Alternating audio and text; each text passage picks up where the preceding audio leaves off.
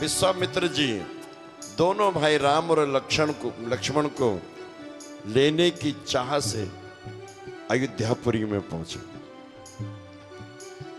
और महाराज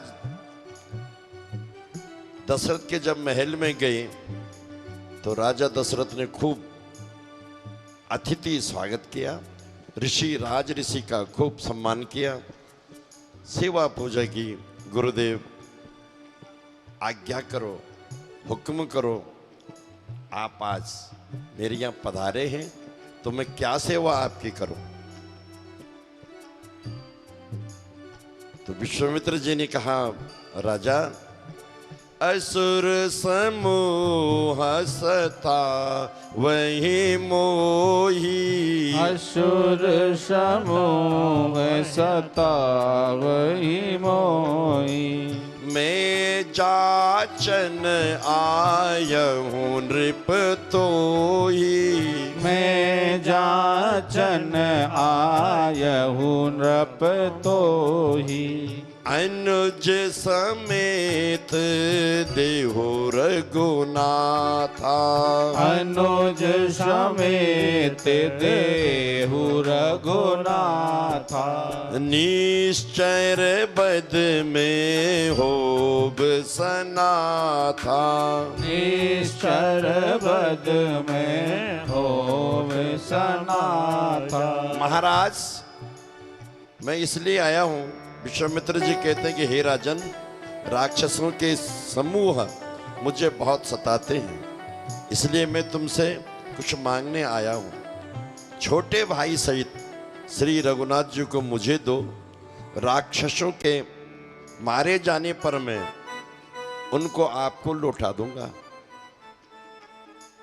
इतना सुनकर के राजा का हृदय कांपने लग गया। राजा ने कहा, गुरुदेव आप क्या कह रहे हैं? मेरे राम लक्ष्मण तो भी सुकुमार हैं, बहुत छोटे छोटे हैं, राक्षस विशाल काया के होते हैं, बहुत बड़े होते हैं, वो कैसे राक्षसों को मार पाएंगे? वो तो अभी बच्चे हैं, उनके तो अभी दूध के दांत भी नहीं टूटे। सुनी राजा अति अप्रिय बानी, सुन राजा अति अप्रिय बानी, सुनी राजा अति अप्रिय बानी, सुन राजा अति अप्रिय बानी, हृदय कंज मुख दुति मुकुलानी, हृदय कंप मुख दुति कुमलानी। मेरे बच्चे छोटे हैं और गुरु महाराज चौथे पन पायऊ सुतचारी, विप्र बचन नहीं कहो बिचारी। मुझे लगता है कि आप विचार के नहीं कह रहे हैं। हे ब्राह्मण, मैंने चौथे पन में 4 पुत्र पाए हैं, विप्र वचन नहीं कहो बिचारी। आपने विचार कर बात नहीं कही। आप मेरे से भूमि मांगो, मांगो भूमि धेनु धन खोसा और सर्वस्व देव आज सहरोसा। हे मुनि, आप पृथ्वी गौ धन खजाना मांग लीजिए, मैं आज बड़े हर्ष के साथ अपना सर्वस्व दान दे दूंगा। आपको मेरी देह चाहिए तो वो भी दे दूंगा, प्राण चाहिए तो वो भी दे दूंगा, पर प्राणों से अधिक प्यारा कुछ भी नहीं होता है, मैं उसे भी एक पल में दे दूंगा, लेकिन राम और लक्ष्मण को मैं आपको नहीं दे सकता, ये अभी बहुत छोटे हैं।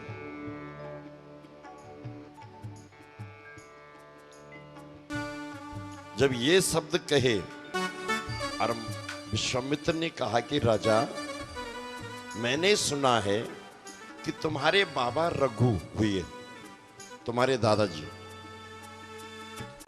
और उन्होंने बहुत यज्ञ किए,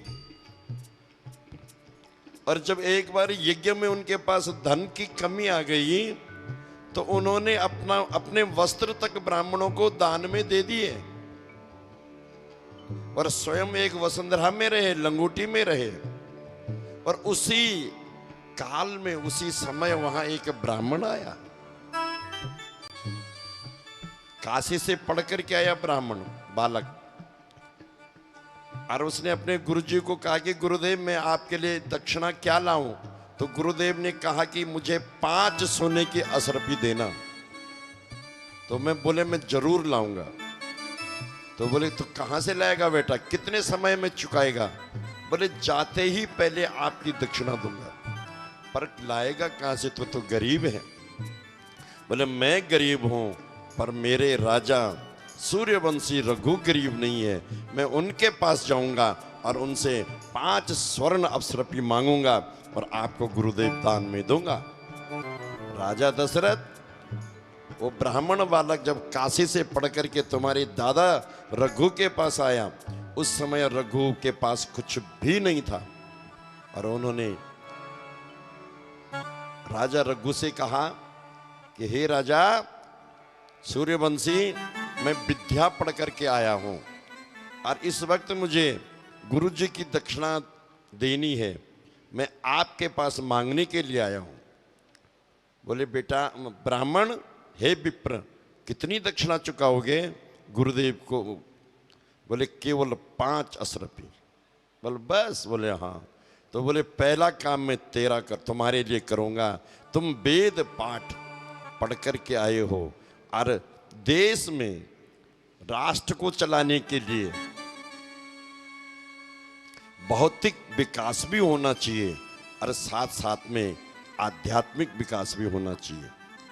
और आध्यात्मिकता ही बढ़ेगी तो भी देश पीछे हो जाएगा, और एकदम भौतिकता बहुत ज़्यादा बढ़ेगी और अध्यात्म नहीं रहेगा तो फिर संस्कार और व्यवहार मिट जाएगा। और जिस देश में संस्कारों की कमी आती है फिर उसके बाद वहाँ व्यवहार भी नष्ट हो जाता है, और जब संस्कार और व्यवहार लुप्त होते हैं तो देश भी नष्ट हो जाता है।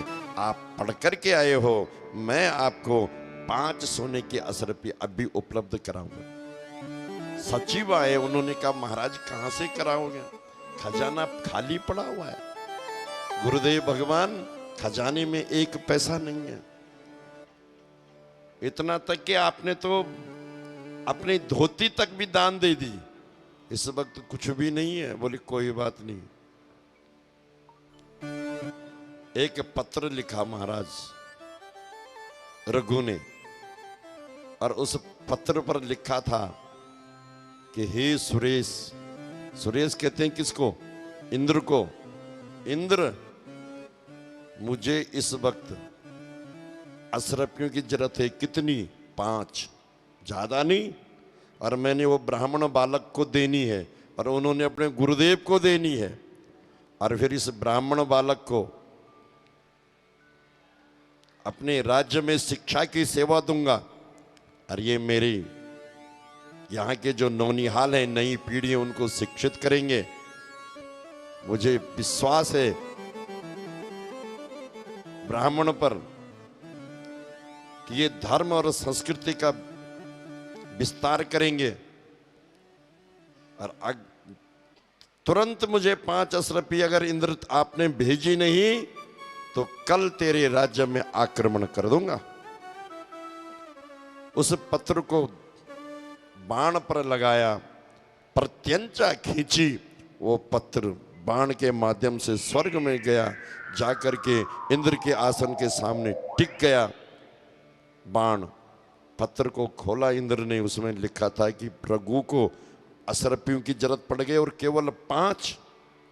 तुरंत उसी समय कुबेर को आदेश दिया कि जाकर के और वहां सोने की असरफियों की वर्षा करा दो महाराज रघु के महल में। तो जिस रघु ने जब इतना सुयश रघु का था, तो तुम्हारा वंश राजा दशरथ सूर्य वंश से रघुवंश में परिणित हो गया। तब से आप लोगों को रघुवंशी कहते हैं। क्या कहते हैं? रघुवंशी वीरों के होते हैं, ऐसा भी कोई कहता है। पर आप क्या कह रहे हो कि मैं राम और लक्ष्मण को नहीं दे सकता हूं? असुरों के सर्वनाश करने के लिए जिन्होंने बड़े बड़े यज्ञ किए, यज्ञ की रक्षा करने के लिए यज्ञ में जिन्होंने अपने वस्त्र तक दान दे दिए और मैं आपके पुत्रों को मांग रहा हूं, आप मना कर रहे हो। इतने में वशिष्ठ जी आए और वशिष्ठ जी ने राजा दशरथ को अपने पास बुलाया। बोले महाराज सुनिए, ये तुम्हारा सौभाग्य है, जो माता पिता बच्चों के आंसू देखते हैं वो कभी भविष्य नहीं देख सकते हैं, और जो बच्चों का भविष्य देखते हैं वो बच्चों के आंसू को नहीं देखते हैं। आपको तय करना है, आपको राम और लक्ष्मण का भविष्य चाहिए तो भेज दीजिए। जो आज्ञा महाराज।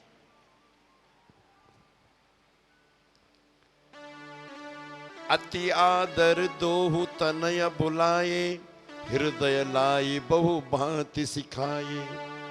मेरे प्राण नाथ सुत दोहु, तुम मुनि पिता आन नहीं को हो। वशिष्ठ जी के वचन को शिरोमान्य किया महाराज दशरथ जी ने, और कहा राजा ने, ये बड़े ही आदर से बोल रहे हैं कि मैं दोनों पुत्रों को आपके सुपुर्द कर देता हूं। अब आप ही इनके माता और पिता हैं, आप ही इनके गुरु हैं, आप ही इनको शिक्षित करना। दोनों बालकों को आशीर्वाद दे करके राम और लक्ष्मण को धनुष बाण दिए। छोटे छोटे बच्चे हैं और वो हाथ जोड़ करके माता पिता को प्रणाम करते हैं, गुरुदेव को प्रणाम करके और विश्वामित्र जी के साथ चल देते हैं।